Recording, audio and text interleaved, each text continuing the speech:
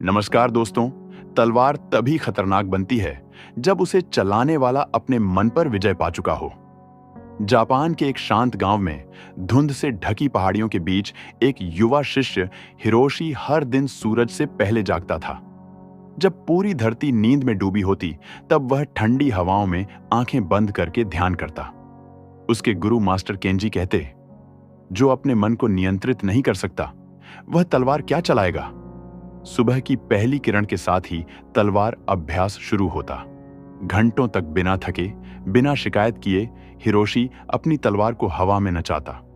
उसके हाथों में छाले पड़ जाते, लेकिन वह मुस्कुराता, क्योंकि उसे पता था दर्द शरीर का नहीं, अभ्यास का हिस्सा है। शाम को जब बाकी योद्धा आराम करते, हिरोशी अब भी वही करता जो कठिन था, ध्यान। वह अपनी सांसों की गिनती करता, अपने विचारों को स्थिर करता। धीरे धीरे उसका मन उतना ही तेज और स्थिर हो गया जितनी उसकी तलवार। फिर एक दिन युद्ध का समय आया। गांव पर एक भयावह दुश्मन ने हमला किया, ताकतवर, निर्दयी और अहंकारी। वह कई योद्धाओं को परास्त कर चुका था। अब उसकी नजर हिरोशी पर थी। लोगों ने डर से कहा, वह तुम्हें कुचल देगा, उसकी ताकत के आगे कोई नहीं टिक सकता। हिरोशी शांत रहा। उसने तलवार म्यान से निकाली और बोला, जिसने खुद को जीत लिया, उसे कोई पराजित नहीं कर सकता।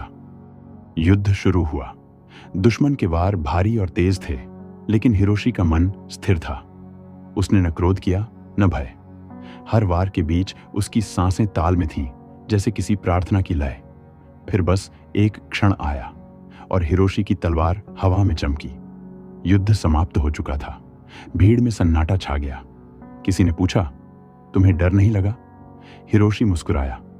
डर वहां पनपता है जहां अनुशासन नहीं होता। समुराई की शक्ति उसकी तलवार में नहीं, उसके अनुशासन में होती है। मन पर नियंत्रण ही शरीर को मजबूत बनाता है, क्योंकि जो अपने भीतर के शोर को शांत कर सकता है, वही सच्चा योद्धा है।